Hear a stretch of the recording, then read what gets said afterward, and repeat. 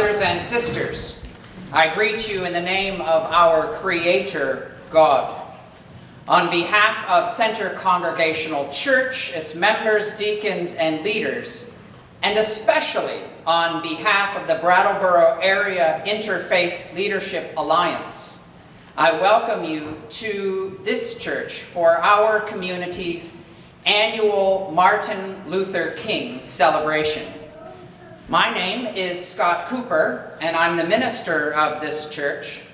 And I pray that as we host you this afternoon, that you will feel welcome and comfortable. If you should so need, bathrooms can be located through this door to your right, and through the larger door, and then immediately to your left.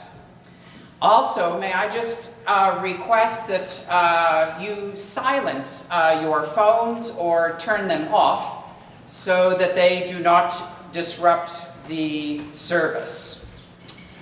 This afternoon, we are especially grateful to the Kurn Hattin choir and their leader, Lisa Bianconi, who traveled all the way from Westminster to be here.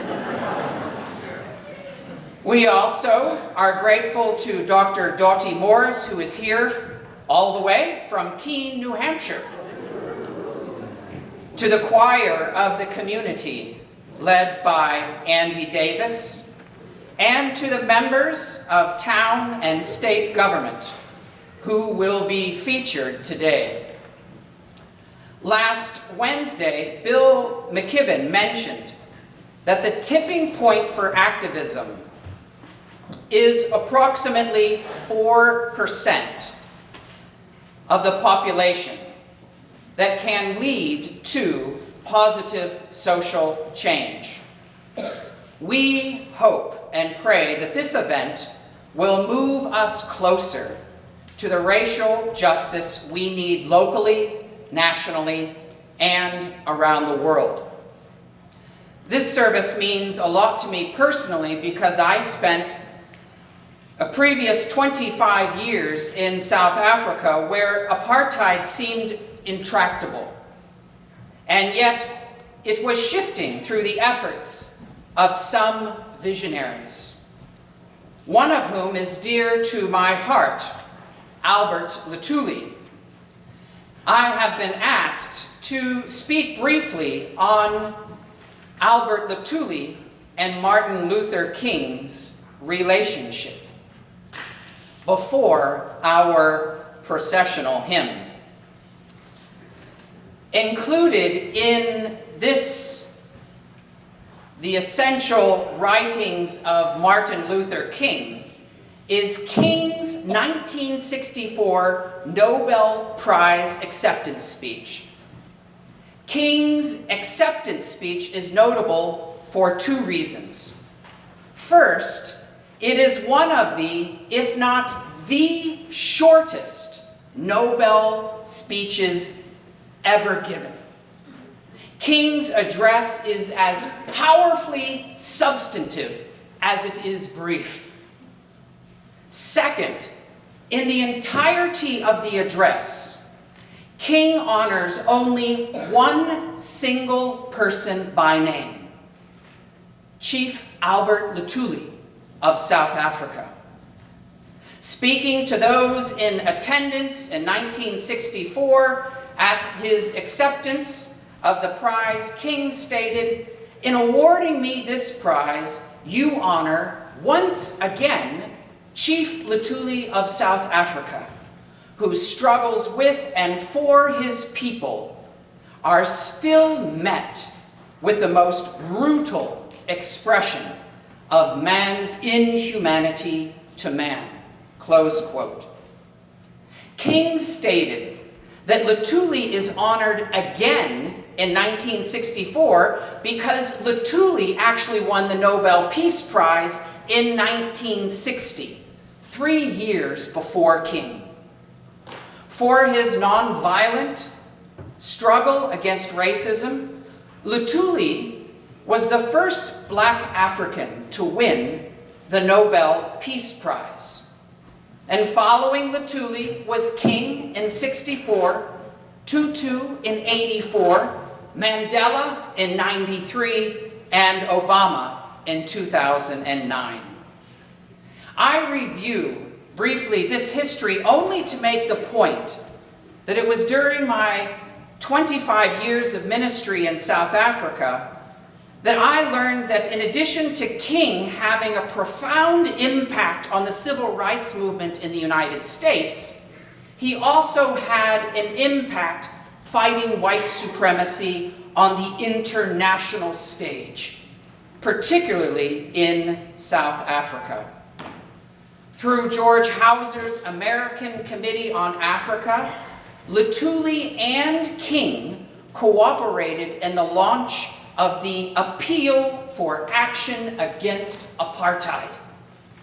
What is notable about the appeal is that it was a very early example of economic sanctions, rather than violence, being employed to affect social and political change. This was in 1962. Luthuli wrote, quote, "Appeal for Action Against Apartheid is projected to bring pressure on South Africa on an international scale. Pressure for change before it is too late." Luthuli continues, "That is why Martin Luther King Jr. joins me as an initiating sponsor for the Appeal for Action." Close quote. Allow me to conclude by stating that King and Luthuli not only transcended continents, but they also transcend time. Just this past week at Center Church, Bill McKibben advocated as his thesis the economic boycott of large corporations and investment firms that are not committed to acknowledging and curbing the global climate change crisis. In doing so, Bill, Vermont 350, and Extinction Rebellion are employing the most potent nonviolent action possible against those who are raping and poisoning our planet, despite the looming environmental catastrophe to come. Martin Luther King and Albert Luthuli taught me that racism and white supremacy are theological issues, and they cannot be dismissed solely as political issues. Likewise, climate change and species and habitat destruction, which will most negatively affect people of color, are not exclusively political issues. Rather, they are fundamentally theological issues. Therefore, in the South African tradition, I say, "Long live Albert Luthuli," to which you respond, "Long live." And I say, "Long live Martin Luther King," to which you respond, "Long live." Long live Albert Luthuli. Long live. Long live Martin Luther King Jr. Long live. Amen. Friends, will you join with me now in standing and singing our opening processional hymn? It's number 593 in your black New Century hymnal. Rejoice,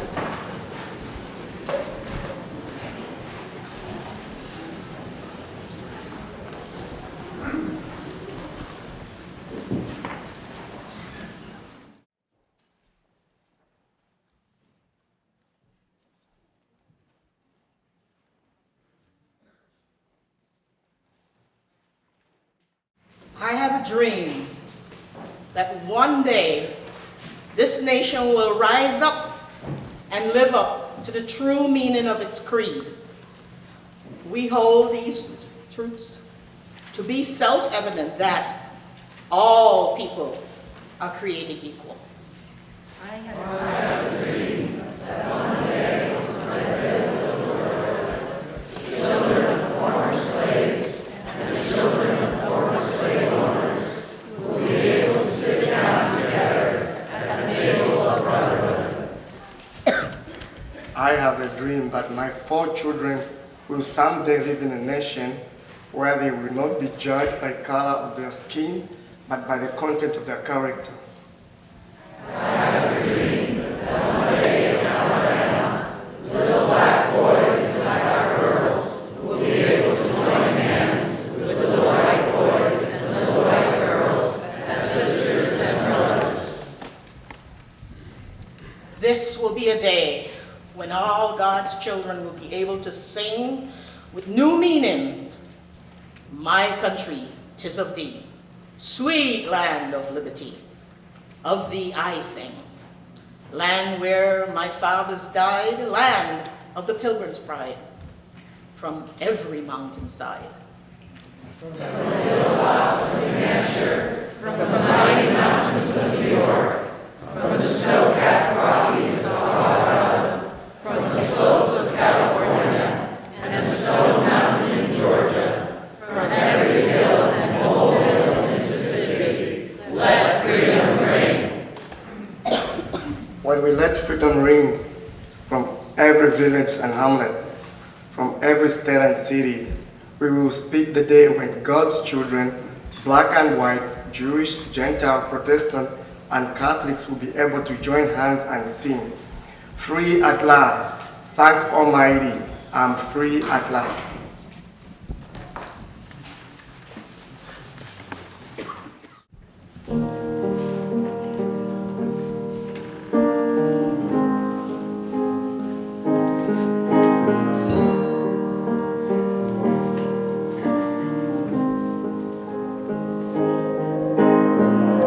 Imagine there's no countries.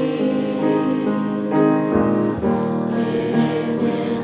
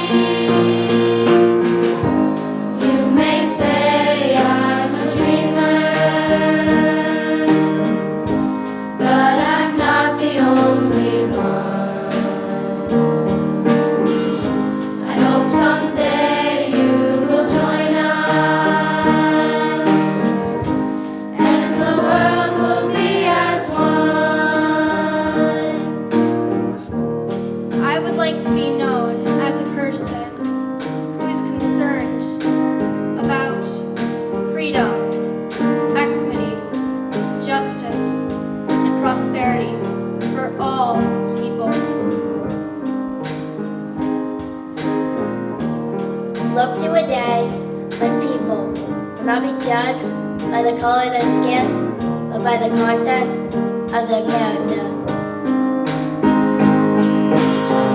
Imagine all the people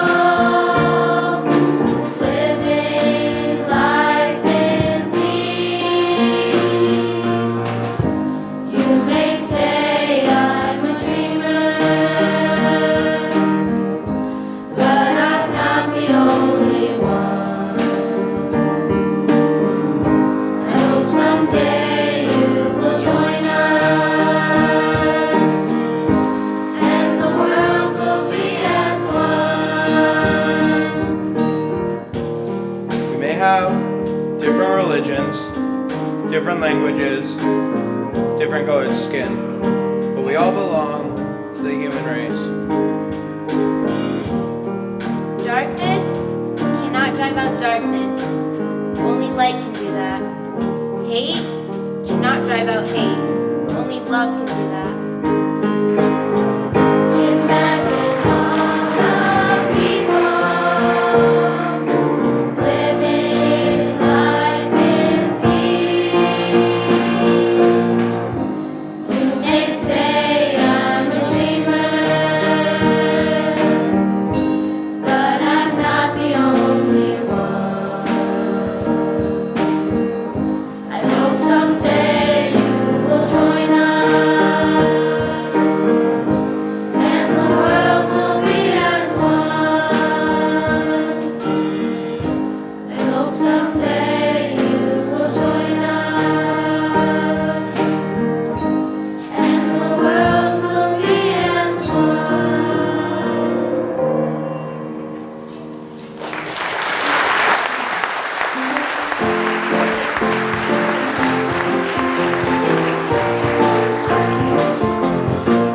We need dark, made light in the world.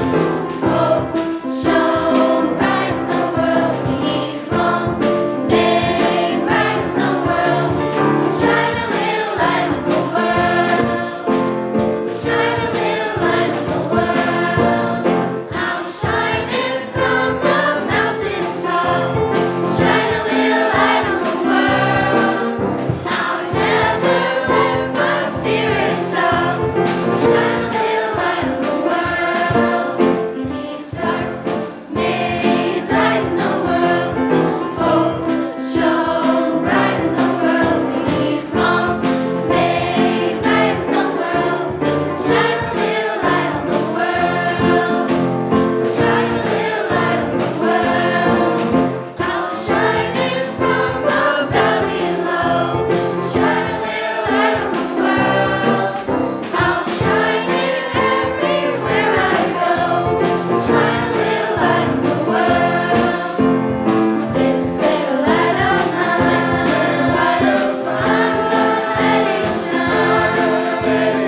This little light of mine, I'm gonna let it shine.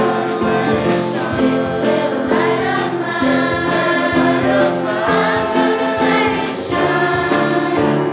Shine a little light from the highest mountain. Shine a little light from the lowest valley. Shine a little light, shine it everywhere. Shine a little light. We need dark, made light in the world. Hope, shone bright in the world. We need wrong, made right in the world. Shine a little light in the world. Shine a little light on the world. Shine a little light on the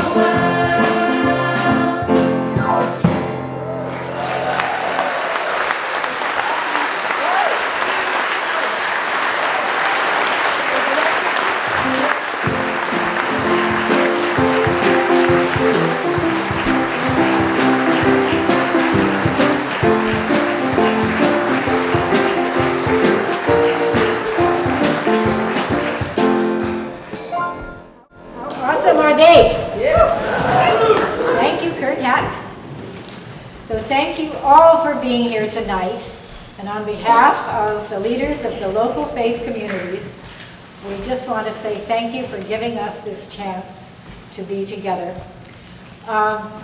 One of the things we learn about in Search for Racial Justice is that change happens, and change is usually good.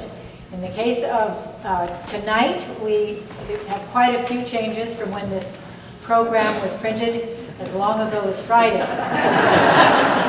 So, unfortunately, Becca Ballant is not well, and so she's not able to be here. However, Emily Kornheiser and Jeanette White will be speaking in her stead. Amber Arnold will be joining the presenters from Root, but one of the young people, Lavidas Williams, has decided not to speak. I somehow omitted Marie Proctor, who is a representative of the Baha'i community, and she is going to do the dedication of the offering. And Curtis Reed will speak very briefly after the second responsive reading. All this to say, use your program when it works, and we'll do our best. I do want to say a couple words before we read these norms. You know, every time we do this, we realize that we have these traditions, and traditions are dangerous. And at this event, it's especially clear. We want to honor Dr. King and what he lived and died for, and yet we also want to look for heroes and sheroes among us. We want to be vigilant about the subtle microaggressions committed constantly by white people, speaking for myself especially, all the while working vigorously against structural racism and some of the systems that keep racism in place. We want to look racial equality right in its face, especially today, and not be distracted. And yet it's hard not to acknowledge its intersectionality with other forms of prejudice and forms of discrimination. I want to also say we know that people of color deserve to celebrate this day all on their own, and without the tension created by mingling with the many mixed intentions of white people. In fact, I would say that the more we hold this event, the more sensitive we have become to issues of inclusion and what it takes to be and transform a community. To do all we can here and now while holding out the vision of the long arc of a moral universe which is long but bending toward justice. All this to say, we have tried to be inclusive with the program, but to also highlight a couple new efforts or initiatives to give us all hope that things are slowly changing. And this year, we're highlighting the efforts of our town government, just as we are about to learn from the mistakes of the past. We're also here to hear real stories of people living in our midst and to open our hearts to them, just as we commit to improving the quality of community for everyone. Finally, I want to mark and acknowledge the fact that Martin Luther King was a man of faith. Flawed, perhaps, but that makes him all the more accessible. So I want to say that we who hold this event acknowledge our own flaws and missteps, and I hope you'll take it as a sign of the tradition of working together to build a beloved community.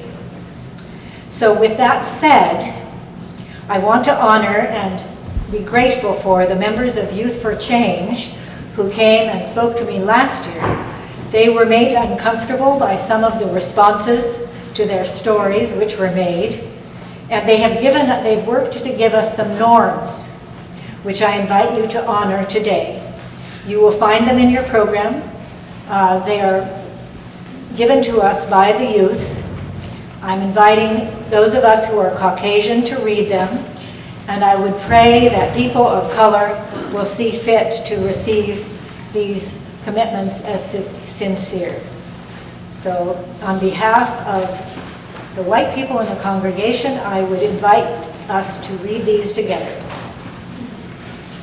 I agree not to touch another person, most especially a young person of color, without their consent. I will not apologize on behalf of my race, thereby passing the burden of my white fragility to another. I will not bring up and discuss a person of color's experience of oppression in conversation if it is something which has been spoken about in a public setting. I will not express that I identify with a person of color's experience by saying, I hear you, understand, have similar struggles, etc.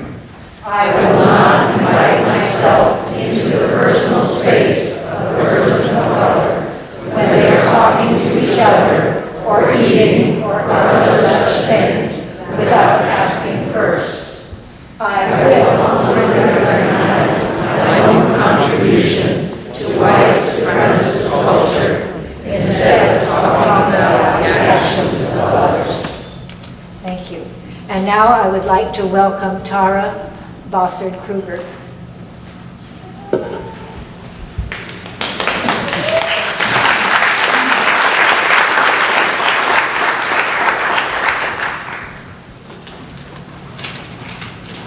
Hello, I'm Tara Bossard-Kruger. I'm 15 years old, and I'm a member of Youth for Change, and I have been for more than 3 years. When Sheila asked me to write this speech, lovely Sheila, right over there, she asked why I keep coming to the group, when it's primarily made up of people of color, and we mainly focus on racial justice issues. Many people here tonight may be wondering the same thing. My answer relates to a quote from Martin Luther King Jr. He said, "There must be a recognition on the part of everyone in this nation that America is still a racist country." Everyone has to acknowledge this fact. Progress has been made, but there's a lot of progress that still needs to be made if we are to strive towards a country where everyone is treated equally. As a white person, and especially a young person, I feel like this is important work. Not only because it's taught me so many valuable lessons about stepping back to make space and speaking up when it's my turn, but because as someone who's been working in the social justice organizing as part of Youth for Change, I have to acknowledge that I'm also part of the problem. An unknown activist in the 1960s once said, "No one is free when others are oppressed," and I cannot stand by while so many face oppression. Thank you.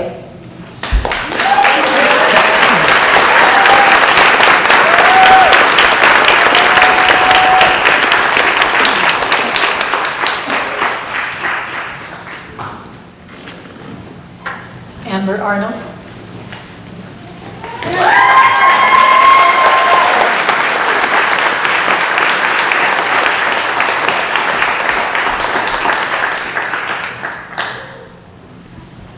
I want to start by acknowledging this land that we're all standing on today. I want to acknowledge that on this land there are stories, histories, experiences, and realities that still go unseen, unheard, and unacknowledged. I want to acknowledge the pain that this causes, and also the resilience, the connection, and the ability to continue to carry the legacies, histories, stories, and voices of our ancestors and our people through over 500 years, still happening today, of white supremacy, colonization, violence, and attempts to silence and enslave our people. In many different forms, in the original stewards of this land, the Abenaki people, who have never given this land away through treaty or any other agreement, and so this land remains their land, Ndakana. My hope is that we can all actively learn how to come into accountability and right relationship with the original stewards of this land and the communities of Black, Indigenous, people of color who have and continue to be directly impacted by systematic, structural, and personal racism, oppression, and white supremacy. My name is Amber Arnold, and I come on behalf of the Root Social Justice Center as one of the healing team members. I want to share with you the importance of this Black POC-led organization in our collective liberation. Today, there's a lot of talk about diversity, equity, and inclusion amongst predominantly white businesses, people, and organizations, and it is becoming a cash cow and money-making industry. However, there is little to no talk about what it actually means to dismantle systems that have been put in place to create injustice, to dismantle white supremacy in our bodies and the communities we are a part of, how to step back and create spaces for the voices, needs, and actions of the people who are violently harmed by these structures every day. This is the work that doesn't make people rich. This is the work that makes people free. In this time and place, where Vermont ranks 3rd in the US for hate crime increases, with a 177% increase compared to the US average of 22%, where Vermont has one of the lowest incarceration rates in the country, but the highest rate in the country of black male incarceration, and the 3rd highest rate for incarceration of African Americans in the country. Nationally, the incarceration rate is about 5 to 1 black to white. In Vermont, it is over 10 to 1. Where black and African American and Native American children are 2 to 3 times more likely than white students to be suspended. And I could keep going with this, but I'm sure you get the picture. We have to start truly reflecting and listening to the vision, messages, and insights of Dr. King and the many, many voices and contributions, often unpaid, of our African American communities. What do they really need? And what can we as a community do to come together and make real sustainable change? Because after all, we will never truly be free until all of our people are free. So part of the reason I'm passionate about the root and the impacts we can all have by coming together as community in this way is that by having a BIPOC-led organization, meaning the voices of the actual people who are experiencing these injustices are front and center. This is the main and most crucial piece that is missing from most diversity, equity, and inclusion conversations, and the reason that they are continuing to perpetuate harm on our people. The root is a space where people can come together to heal internally and collectively, because after all, white supremacy harms and takes away from all of us, not just POCs. This is a place to build community together, to learn from each other, to create systems change, to change harmful policies and systems of injustice operating internally and externally. Here we are actively building the communities, not that we see ourselves wanting to live in, but that we want the generations coming after us to be born into and to experience from the beginning. Because you see, when our ancestors were taken from Africa, they were braiding seeds and grains into their hair because they saw a vision for their children and the generations after them. They believed these generations would come back to the land, that they would prosper. They believed their children would have a life they couldn't dream of. And our ancestors walked every step in this vision and resilience. And this is a huge part of the African American story and experience. Resilience, perseverance, and manifestation. Culturally, we don't just think about ourselves and our wants and needs, but we use the wisdom of our ancestors to manifest futures for the generations after us. And that is the core essence of the legacies, cultures, and communities we are building at the root. We are the dreams here and now that Martin Luther King spoke of, and at this time and place, we have the responsibility of embodying and collectively creating an even greater dream for the generations to come. So I will leave you with this, one of my favorite quotes by MLK, and an experience that many BIPOC experience every day living in Vermont. History will have to record that the greatest tragedy of this period of social transition was not strident clamor of the bad people, but the appalling silence of the good people. I'm deeply looking forward to building collective liberation with you and our community of movement builders at the root. There are so many ways you can get involved financially, physically, collectively, and so forth. So please reach out to us and learn how you can be a part of this movement and legacy committed to bringing the vision of MLK and our people to life for all the generations to come. And when all else fails, pass the mic.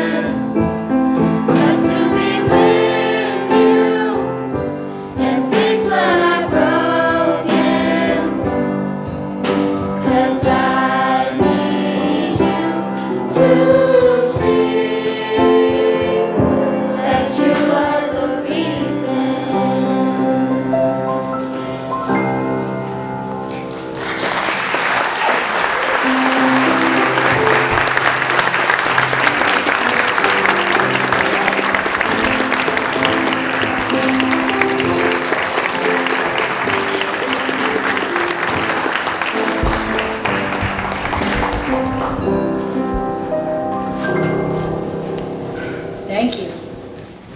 Before Peter Elwell comes forward to introduce Dottie, I wanted to recognize the aide to Bernie Sanders, who is here with us. Ben, would you stand up and let us all thank you for your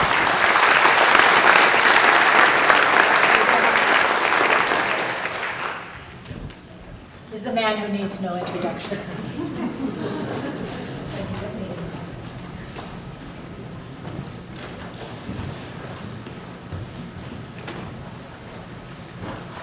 Thank you, Lisa. I have some prepared remarks I'm going to read in just a moment. I've been asked to give an update about what we're doing in town government around racial equity, and I think it's important that I provide that update. And I'm honored to have the opportunity following that to introduce our main speaker today, Dottie Morris, who's amazing, and we'll get to that in just a second too. But first I want to acknowledge something that will be painfully obvious in a minute when I share my prepared remarks, which is I'm a middle-aged white man standing up before a predominantly white audience in a predominantly white community on behalf of a predominantly white local government. And I am struggling at this very moment to offer what I bring to you with enthusiasm today and some excitement, because we've got work that's been long in the planning that is now getting underway, and I think it's going to be important and transformational for our community. And I'm feeling uncomfortable, as white people do, with the fact that I feel like, so I'm this middle-aged white man bringing this message of enthusiasm and the work we're going to do together, and I believe it's real. I believe we're going to do it. I want to thank Amber Arnold. I want to thank Lisa for how you focused us in your opening remarks on structural racism, not just on sort of overcoming racist behavior, but it's our systems and our structures that we need to work on together to improve our community and our society. And Amber Arnold, wherever you are, you spoke so eloquently of why it's so important that we be in this together and be those of us who are used to leading and having the floor a lot, like I do right now, needing to step back and be partners. And that's embedded in this. I'm not so sure it comes through that clearly, and I thought it was really important that I preface my formal remarks with that acknowledgement. Given all that, I still am happy to be here to report progress in our efforts to promote diversity, inclusion, and equity in Brattleboro town government. Throughout the past year, the Select Board provided leadership by intentionally focusing on inclusion and on equity in its decision-making. Chief Fitzgerald, Scarlett Tronica, and I remained actively engaged with a variety of organizations and individuals who are working for racial and social justice here in Brattleboro and beyond. In June, Sally Nix joined our team as our Human Resources Director. Sally has added value already by improving the clarity and consistency of our HR policies and practices across all of our town departments. She is also actively engaged with community groups and individuals, and she is the key to our efforts to ensure that Brattleboro town government is welcoming, inclusive, and equitable for all town employees and for everyone we serve, as she will be at the center of the follow-through on the commitments that we've made to build our capacity as an employee team. We're currently in the midst of a series of workshops on unconscious bias and cultural humility. The Select Board and senior management team have already participated, and every town employee will participate before the series concludes in early February. This is establishing a shared baseline understanding and a shared vocabulary for our continued work together. At the completion of the training, we will create a committee of employees, chaired by Sally, to ensure that we keep building our capacity and improving our performance, individually and collectively, in our commitment to equity for people of all races, all genders, all ethnicities, all religions, all sexual preferences, all levels of physical ability, and all levels of financial security. Three people who have brought decades of experience working for social and racial justice are assisting the town in this effort. Curtis Reed and Mary Gannon are two of the founding members of the Community Equity Collaborative here in Brattleboro. Both are still active with that organization and so many others in this work here in Brattleboro, beyond our borders in the region, throughout the state, and actually beyond. Curtis is providing the town with overall guidance and partnership. Thank you. Mary is one of the trainers providing the current workshops for all town employees. Mary's teammate in that work is Dr. Dottie Morris.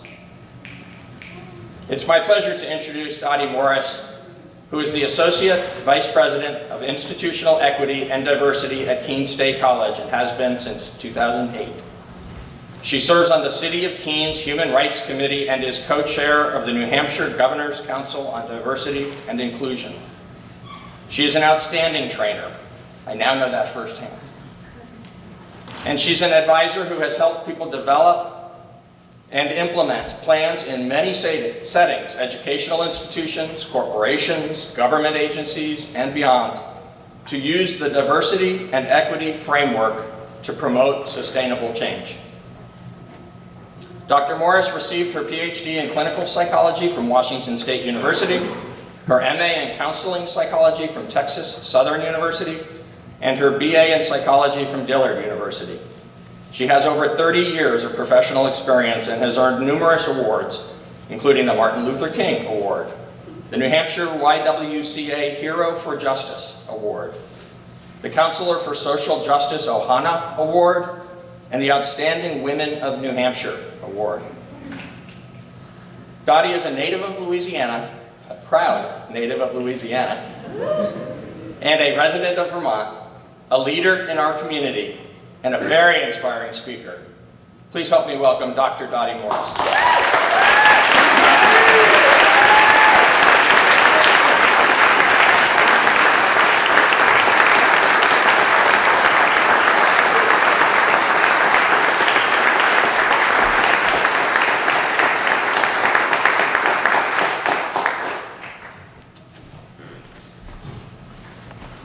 I have my phone set. I have no concept of time, so I always have to do this. I want to start off by thanking Peter for that wonderful introduction. And as I was sitting there, I was thinking, I don't know what else I could add to what has already been said. So it's wonderful when young people are able to set the table. Because so often we think that, as I say now about myself, an emerging elder and a future ancestor, I always think about what place can I play, because there is a place for all of us at this table. And I don't need to be at the head of it. And people are often surprised when I say, I am so anxious when I speak before a group of people. I'm always anxious. I'm anxious right now. And what I try to say to young people, sometimes we have to do what we're called to do in spite and despite of our own fears. And so you do it even if your voice shakes, as mine is right now. One story I was recounting when I was in the back, a lot of the foundation of the work that I do was rooted in being when I was really young. I grew up in Louisiana. I grew up during a time when crosses would burn near my home because the president of the regional NAACP lived 2 doors down from me. And so as a child, I was really confused about these crosses that had a certain burn to them. I don't know how they would get those crosses to burn that way, but they would burn with a certain kind of glow that later on in my life as an adult, I was driving on a road in California by myself, and it was at night, and I saw that glow that was reminiscent of that, and I was traumatized by that. I couldn't understand why I was so afraid, and then I reflected on those. So when I say some of the things I'm about to say, it's not out of not knowing, what it's like to be disliked and hated because of the color of my skin. Some people say, well, you know, you can do all of this love thy neighbor kind of stuff if you haven't had experiences. Well, I've had the experiences. And I think it's because of those experiences and what I was taught by the elders in my community that I've learned to love. And to use the love force as is often talked about in the beloved community, the agape love. This whole love around how do we use the love force to transform any system that we're in, any environment that we're in. And so I've been reflecting a lot on Dr. King, and I realized that this would have been his 91st birthday. And because people are living a lot longer now, he could still be among us today had that assassin's bullet had not taken his life at the Lorraine Hotel. So I often think about what would he say today, given the current situation that we're faced with over and over again, with the lack of compassion being shared among people without the love that we need to care for one another. And so I'm always wondering about what would he say? What would he do? And I also like to say that he was an ordinary person, but he did extraordinary things. And each one of us are just ordinary people, but we can do extraordinary things. And I love the quote where he talked about you don't have to be able to quote, you know, the theory of relativity. You don't have to do all of those things, you just have to be willing to serve. And so I grew up with that particular kind of background for me. And so I think that it's important for us to reflect. One thing that I would assume he would say is we have to do things in a way that's consistent with who we say we are. I think that he would continue to preach and to talk about the beloved community and creating the beloved community. And in a minute, I'm going to give you 25 qualities that a beloved community would have. So I would think that he would talk about that. I would also think about kind of the Ella Baker, we who believe in freedom cannot rest until it comes. And it's always reflected in what John Lewis says, you have to be consistent and persistent. Consistent and persistent.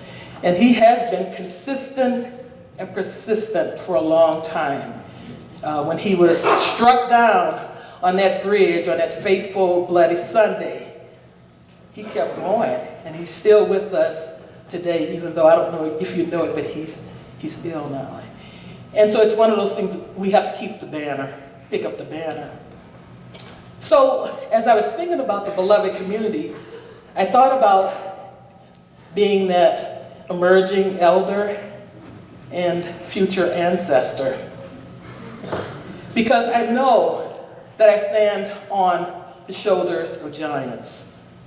There was a woman who was like 5'11", my grandmother, and no one messed with Miss Maddie. But she loved people, and that's why she felt like it was her duty to engage in things like confrontation. She loved Dr. King. She had pictures of him in her home. She lived down the street from me.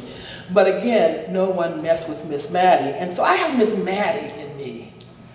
Miss Maddie, let me just tell you a little bit of one story about her.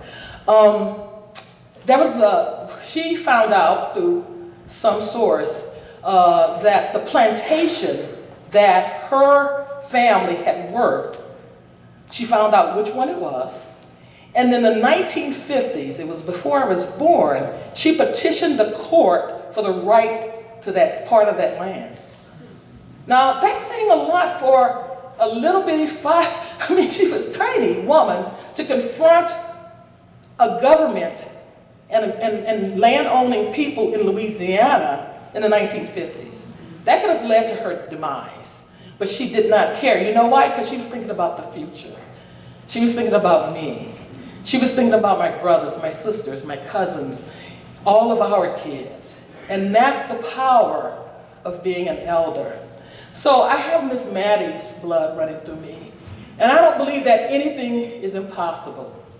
I have all the faith that we are going to get through what's going on now. And we got to transform what we have, because we are not going to lay down. They could have, when I think about my ancestors, they could have given up. They could have said, oh, I'm so tired, but they didn't. They persist. They didn't have a minute to say, we can't do this. And so when I teased my nieces and nephews, we were in Washington, D.C. this summer. It was very hot. It was like 90-some degrees. And I had them walking from monument to monument, walking the whole day. And don't ever let me take it, because I forgot to feed them. I was giving them water, but I forgot to feed them. So around 5 o'clock, they were really tired, and they were not too happy with me. And so we were at the MLK monument, and I was talking to them and giving them a little talk, and they said, can we take an Uber back to the hotel? And then I started a talk. I said, do you think our ancestors could take an Uber? And they were like, oh Lord, let's just walk. I remember my little niece was like, I don't care if my feet are hurting me, let's just walk, because we're gonna go back and we're gonna be on the ship, and we already went to the, she's gonna take us there. And I said, for that, I'm gonna continue my lecture. But I think that it's important for young people, especially of African descent, to know that our story did not start with the slave story. That is constantly the narrative that we are giving. There's nothing wrong with the story, because it's a part of the story, but it's a partial story. And I think that part of what King was trying to do was broaden our understanding of who was an American, who had a right to claim that, and also that we were more, and we came from greatness and great people. Again, most people were probably ordinary people doing extraordinary things. So at this point in my life, in the words of Tracy Chapman, I'd like to live as if only love mattered, and as if redemption was in sight, and as if the search to live honestly is all anyone needs, no matter if you don't find it. So on this day, as I reflect about the beloved community, it wasn't a utopia, because he made it real clear that we're not trying to create a utopia. We are trying to create a community of caring, where people care enough to work through the struggles related to the complexities involved in the world that we live as humans. But this would be a world without violence, without oppression, and without injustice. And that this whole idea of agape love really sided with equity and access to all. So I think even today, that message would still be drumming, because he would be persistent and consistent with that message. I think that he would also help us to understand a pretty long quote that I'll read right now.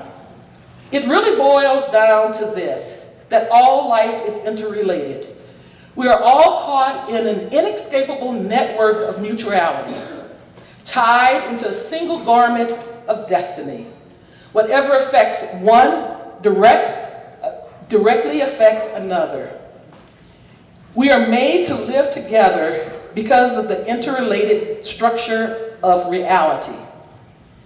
Did you ever stop to think that you cannot leave for your job in the morning without being dependent on most of the world?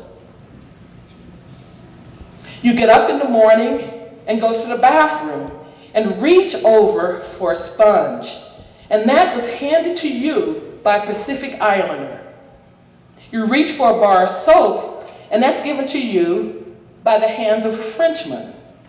And then you go into your kitchen and you drink your coffee in the morning, and that's poured into a cup that was created by a South American. And maybe you decide to have tea, and that's poured into your cup by a Chinese.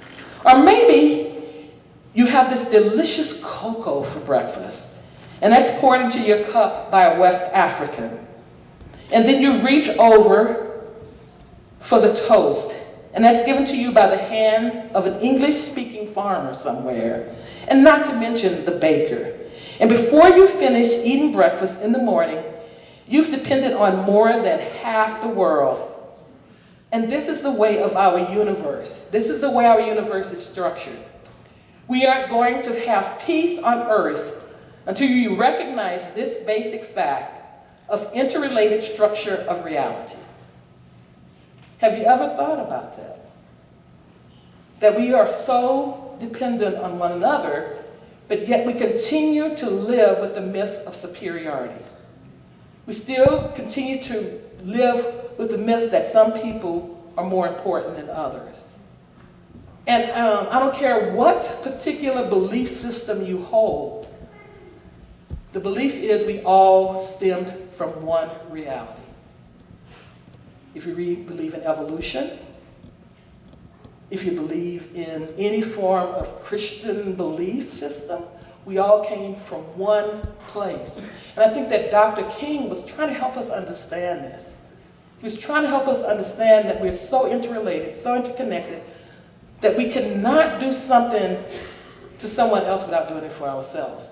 John Bracey, an emeritus professor at University of Massachusetts, talked about how racism can be so pathological that some people are willing to hurt themselves rather than to see one person of color benefit. And so you have to start to say, what is this that's going on?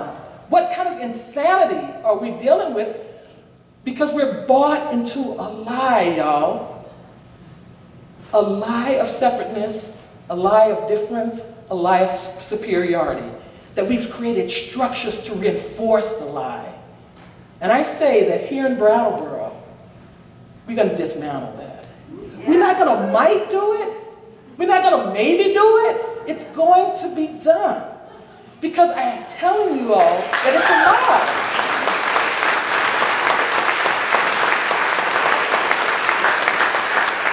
And no lie can live forever. I believe that the arc of justice will shift. And when it does, for those of us who are resisting it, you're going to go like, darn, why did I do that a long time ago? Why didn't I do that a long time ago? And even deep in your hearts, to touch and to be with it. Diversity, to me, is just like the natural order of life. And I'm not the only one to say that. Why do you think people, my family members, don't come up north very often? But in the fall, guess what they do? You know why? They want to see some color. They want to see some diversity. They want to see, now y'all, come on now, y'all know what I'm talking about. I think our eyes are naturally drawn to the beauty of contrast. So when we think about this, how do we do it here in Brattleboro? How do we do something that's so natural, that's so beautiful, that can give us so much joy, but yet we have that pathology going on? And how do we live in community with one another, love each other enough to say, I am not going to let you stay the way you are.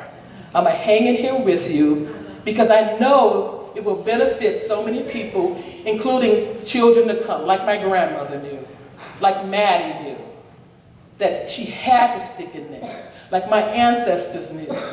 So because I have their blood running through me, I ain't giving up.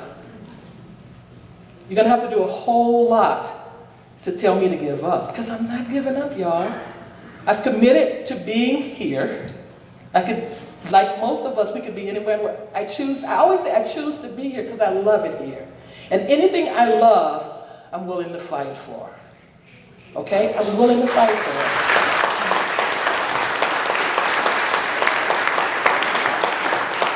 So I always say when people come to you and say, I'm offering you something, like the young people from Friends for Change offered what they offered. Instead of us getting upset about it, how do you sit with it and take it in? And say that these young people are me. and I care about them enough to hear what they have to say to me. And I know that I've had to, with college students, they're always giving me feedback, and some of it is hard to hear.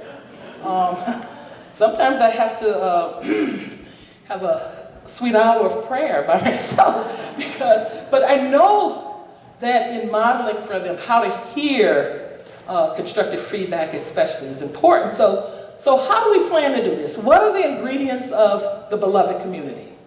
And so I'm just say those, and then we will be done with it, because I know there are so many other things to do. So here are 25 things. Offers radical hospitality for everyone, an inclusive family rather than an exclusive club. So hospitality is key to a beloved community. Recognizes and honors the image of God in every human being. Exhibits personal authenticity, trust, respect, and validation of others. Recognition and affirmation, not eradication, of differences. Think about that. Would you want everybody to be just like you? I know. It would be boring. I can be with myself. But being with people who present a different way, a different narrative, and diversity and understanding these differences will be the only way to have solutions. Think about it. If someone didn't sit around the table and say, let me offer this idea, we wouldn't have so many inventions. It was because that person with a different way of thinking decided to give another narrative. Someone was just telling me about the fires in Australia. And the Aboriginal people had always practiced ways to control fires. And they kept trying to say, this is what we need to do, this is what our ancestors did, this is what we did, and nobody listened. Now people are like, now what were y'all saying? So I think that this whole idea of when we shut off and we want to just have one way of thinking about it, you see how it breaks down and it doesn't allow for multiple ways of living. So another one is that you listen emotionally with the heart, and it fosters empathy and compassion for others. And remember, when you do that for others, you really do it for yourself as well. This is going to be a hard one in our culture where we are, we think in black and white, because this one will be a hard one, number 6. So just get prepared to be challenged. Tolerates ambiguity. Realizes that sometimes a clear-cut answer is not readily available. So some of us can't sit with ambiguity because we need the answer, we need it now. Builds increasingly levels of trust and works to avoid fear of differences and others. Acknowledges limitations, lack of knowledge and understanding, and seeks to learn. Acknowledges conflict or pain in order to work through those difficult issues. Speak truth in love, always considering ways to be compassionate with one another. Avoids physical aggression, but most of all, avoids verbal violence. As we talk about this freedom of speech thing, I have to underscore that one. Resolves conflict peacefully without violence, recognizing that peacefully does not necessarily mean being comfortable or being done the way that you think it should be done.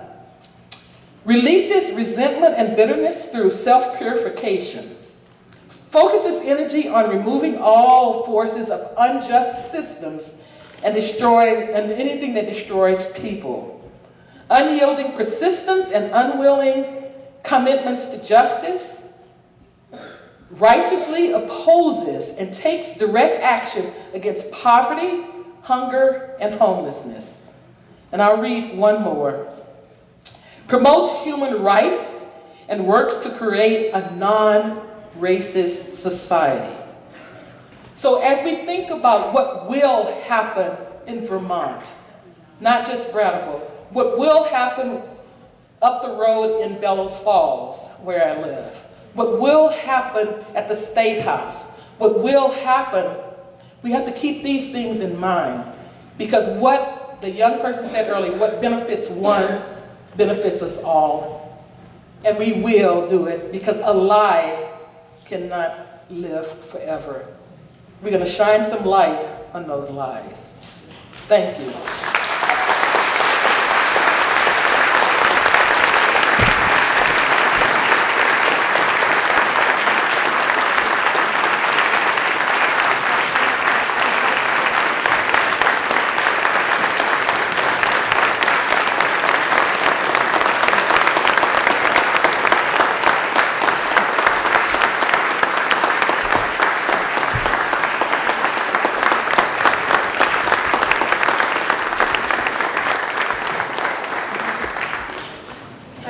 I'm going to switch the schedule just a bit and have the choir come up. I feel like we need a little bit of time to just let Dottie's words sink in.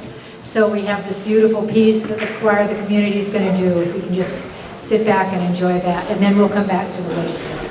Okay.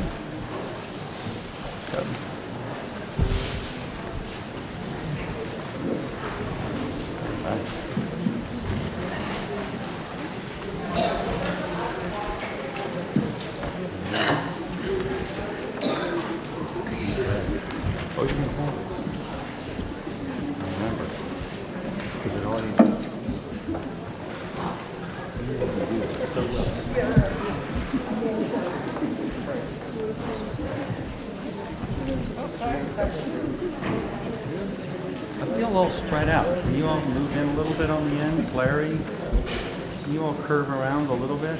Move in. Calvin. She's standing out front.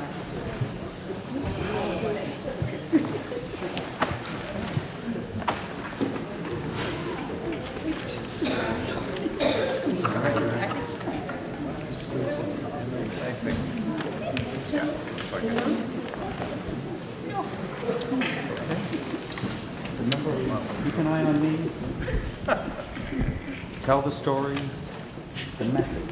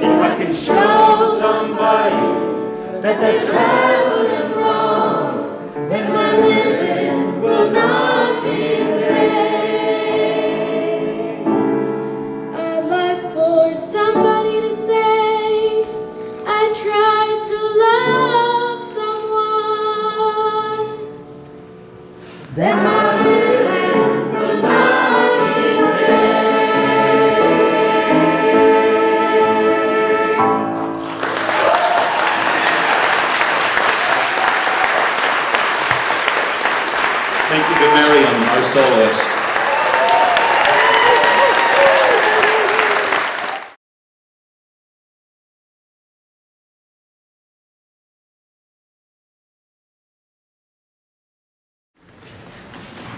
can't believe we're going to follow that. But here we are.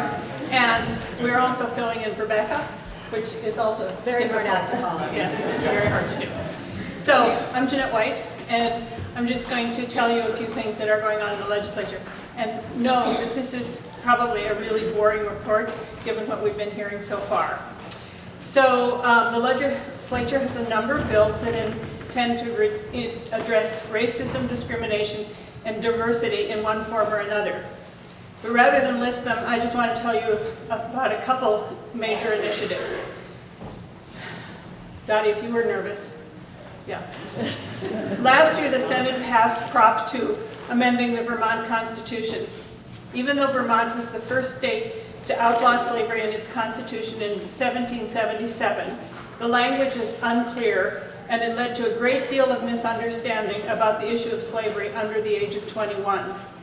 This amendment would make it clear that all slavery and indentured servitude are prohibited. I understand the House is going to vote on it this week. About 10 years ago, we undertook an initiative called Justice Reinvestment, and it led to many changes in our justice system. This year, we're embarking on Justice Reinvestment 2. It's pretty comprehensive and will result in a number of different initiatives and bills. Among them, racial profiling, fair and impartial policing, examining why we have a disproportionate number of people of color in prison, and many other issues. 2 years ago, we created the Racial Equity Panel, and this summer the administration hired Susanna Davis as the state's first director of racial equity. Her charge, it's not a small one, is to review the state policies and procedures that directly or indirectly lead to racial discrimination and non-inclusion. But just because we have now hired Susanna, we cannot think that we can lean back and let her do the work and all will be well. Each of us in the legislature must work with her to end systemic racism. We need to examine the legislation we propose and review it for unintended consequences. And we need to be aware of our own biases and how they affect our actions. We also need to be careful that we do not somehow think that any one person can speak for the community of color. As Susanna Davis pointed out, the community of color is not monolithic, and we need to welcome all points of view with respect. And if we are to be inclusive, we also must not think that we only need to hear from people of color on issues of racism, but as participants at the table in all of our discussions. So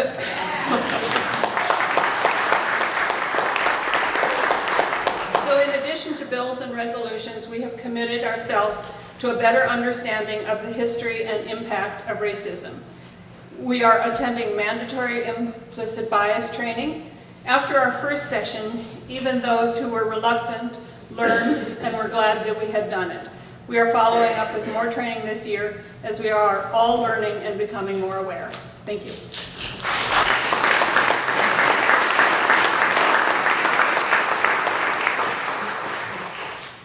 Hello, I'm Emily Kornheiser, representative from West Brattleboro, and the only time I ever come into this building is during the literary festival every year. And every poet who comes up here speaks about how profoundly awkward it is to be standing on a church dais. And I have to say, as an atheist Jew, I feel quite similarly awkward standing here today. But thank you.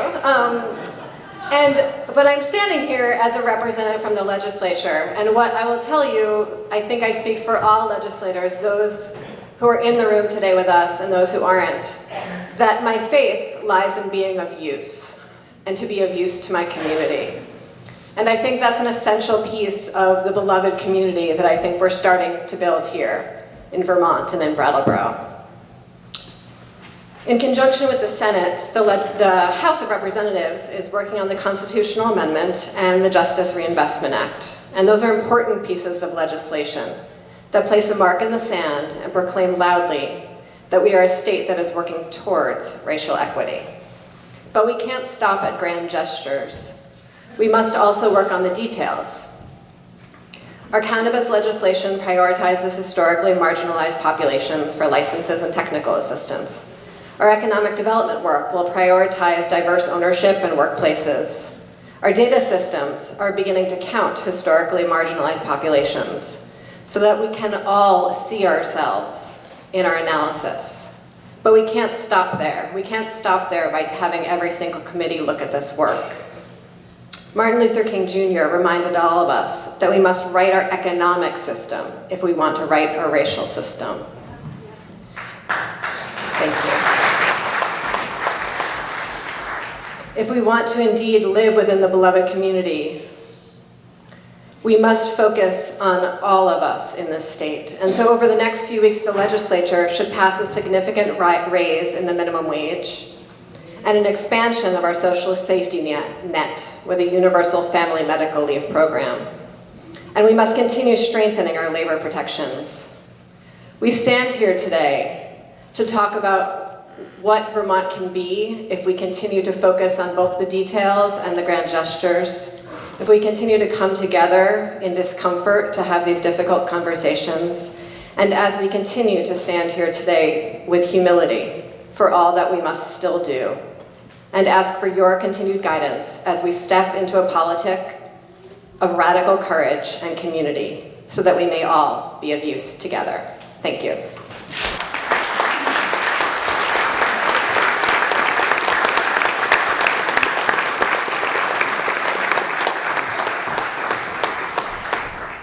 Now if the other legislators could join us up here. Don't be scared. We're doing right on the program? We're still, okay.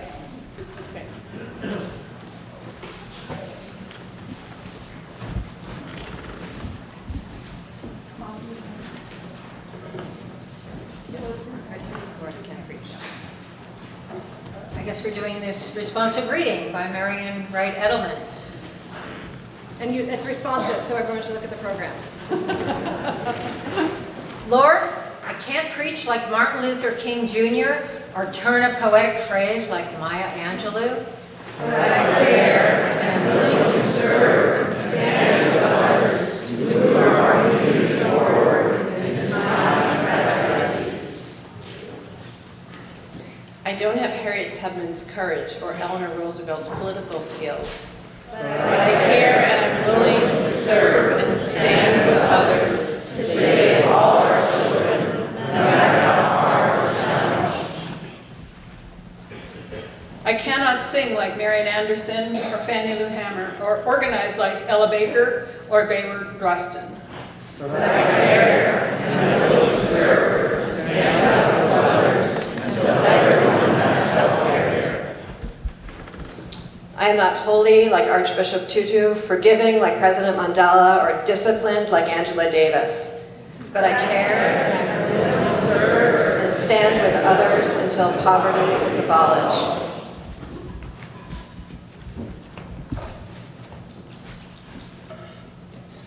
I am not brilliant like Dr. W.E.B. Du Bois, or Elizabeth Cady Stanton, or as eloquent as Sojourner Truth and Booker T. Washington.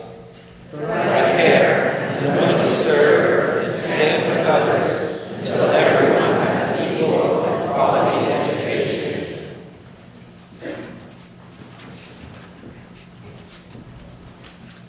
I don't have Mother Teresa's saintliness, or the Dalai Lama's, or Dorothy Day's, or Cedar Chavez's gentle, tough spirit. But I care and am willing to serve and stand with others until no one is hungry or homeless in rich America. God, it is not easy to frame an issue and forge a solution, but we will keep trying until we succeed, because we care and are willing to serve and stand together with others to protect our neighbors. My mind and body are not so swift as in youth, and my energy comes in spurts. But I care and am willing to serve and stand with others, organized and do whatever is necessary to protect our children from gun violence. Some will think I'm so old nobody will listen. I feel invisible and hopeless, and I'm not sure what to say or do, but you can say, I care, and I'm willing to serve and work with others to break out the cradle to prison pipeline. Some say we can't see or hear well, don't speak good English, stutter sometimes, and get real scared standing up before others. But let's take a stand and do whatever we can to organize with others.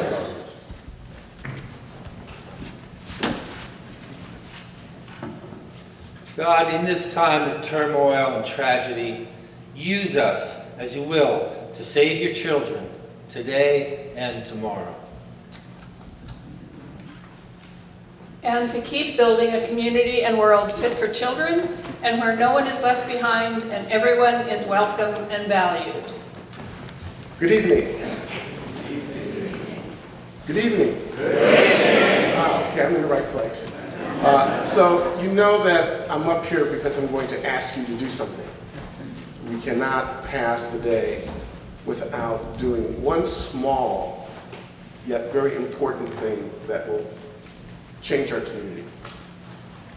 20% of our student body in the Wyndham Southeast Supervisory Union are students of color. And we are in the midst of looking for a new superintendent. To assist in that process, we have a survey, actually, that's been commissioned by the school board to solicit the opinions of residents.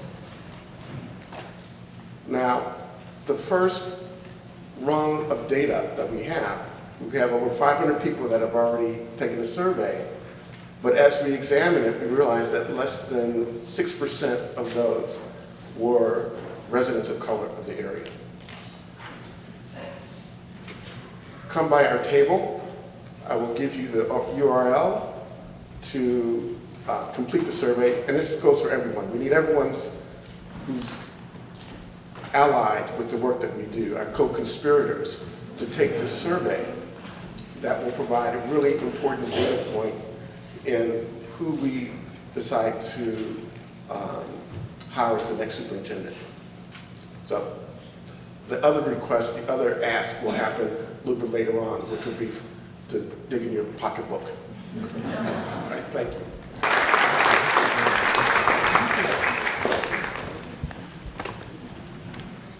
Been inspired. We have been fired up. And now is the time for us to take a moment to look inward and ask, what can I do? And in a few seconds, I'll ask you to find a neighbor seated next to you, maybe someone you don't know, and tell that person what you have been inspired to do in the cause of racial justice, in building community, and world peace. But in my Quaker tradition, we always take at least a moment of silent reflection, contemplation, to look inward before taking action. So, with an eye on the clock and seeing how late it is, I'm not going to ask you to sit for a long time in silence, but maybe just a few seconds to look inward and ask yourself, what will I do? And then I will ask you to speak to your neighbor.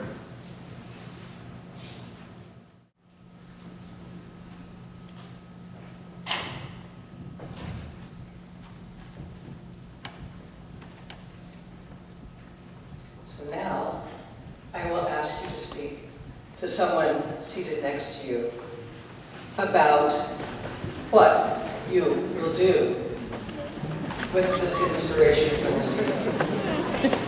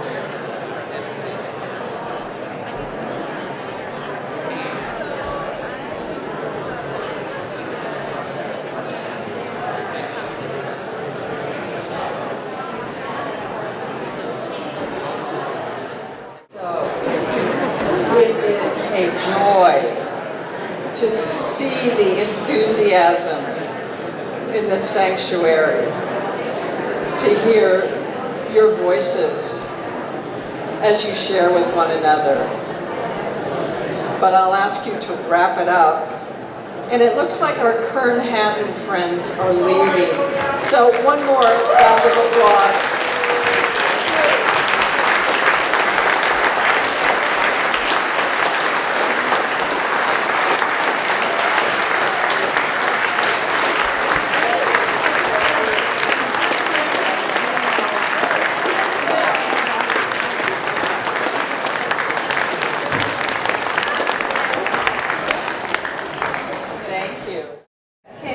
This is that second moment of being asked to do something that we heard about a little bit before, to dig into our pockets. I was a little bemused to be asked to do the call for offering. I've never done a call to offering before because I'm a rabbi, so that's not something that we do. But not that we don't, I just wanted to say a few words about giving, specifically giving money. Sometimes in American culture, that's called charity. And I wanted to introduce you, if you hadn't heard yet, in Jewish culture, in Hebrew, the term for giving money for good causes is called tzedakah. That's the Hebrew word. And tzedakah is, it's from the Hebrew roots, tzedek, which means justice. So it's like a different kind of giving when you give tzedakah. You're giving because you know that justice is necessary, and you know that justice is possible, and it's through giving of money to make sure that that happens. Rabbi Abraham Joshua Heschel, who you may have heard of, he marched with Reverend Dr. Martin Luther King. He said that in a free society where atrocities happen, all are responsible. Some are guilty, but all are responsible. Some are guilty of the things that cause the problems, but if it's a free society, then we're all responsible. And in asking what we can do to make a difference, it's absolutely one thing we can do to reach into our pockets and give today to the Windham County, Vermont branch of the NAACP, the Root Social Justice Center, which includes Youth for Change, and the Vermont Partnership for Fairness and Diversity. So there are good people doing good work on these causes. Now I think is this the moment where, yes, look at this. I think I've only seen this like in movies. It's cool. It's like, now they come along, and now is the moment.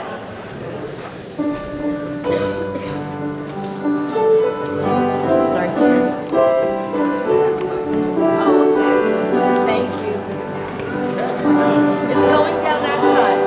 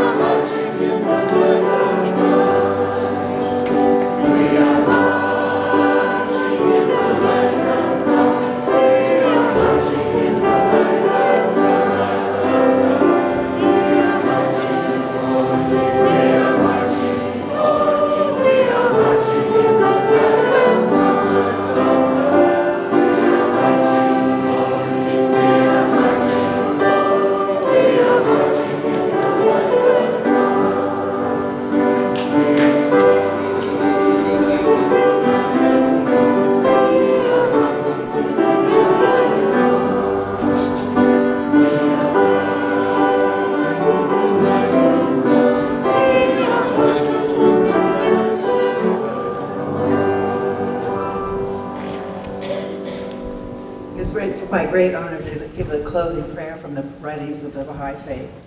O God, we are weak, give us strength. We are poor, bestow upon us thy illimitable treasures. We are sick, grant us thy divine healing. We are powerless, give us of thy heavenly power. O Lord, make us useful in this world. Free us from the condition of self and desire. O Lord, make us firm in thy love and cause us to be loving towards the whole of mankind. Confirm us in service to the world of humanity so that we may become the servants of thy servants, that we may love all thy creatures and become compassionate to all thy people. O Lord, thou art the Almighty, thou art the merciful, thou art the forgiver, and thou art the omnipotent.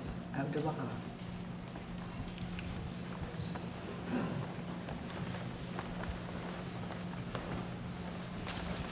Friends, before we conclude and sing our final song, may I ask that as you light your candle, just turn your candle sideways and assist your neighbor, and thus light will surround the sanctuary. And then please remember to join us in the fellowship parlor to hear and to learn about and to receive information from some of the social justice organizations, NGOs in our community. Thank you.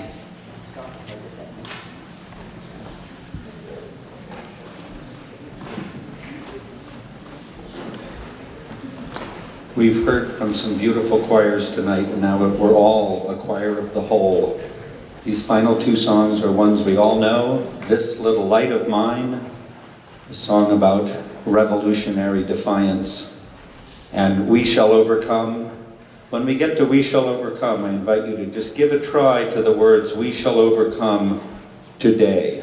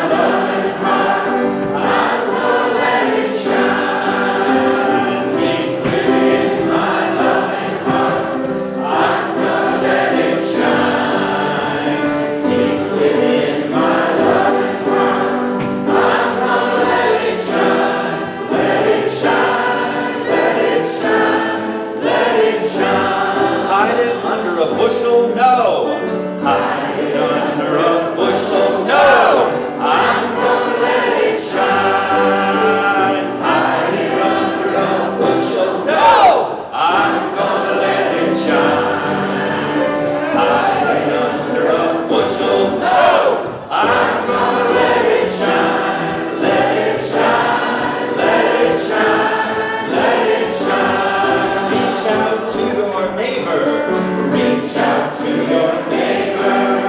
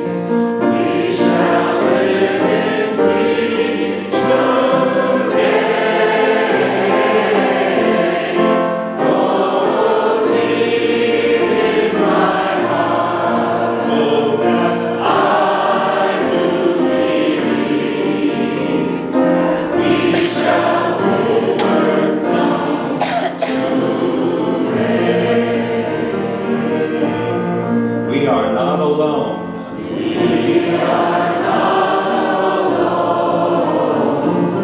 We are not alone. We are not alone today. Oh, deep in my heart, know that I do believe that we shall overcome today. We'll walk hand in hand. We'll walk hand in hands. We'll walk hand in hand. We'll walk hand in hands today. Oh, deep in my heart, know that I do believe that we shall overcome today. We shall overcome. We shall overcome. We shall overcome. We shall overcome today. Oh, deep in my heart, know that I do believe that we shall overcome today.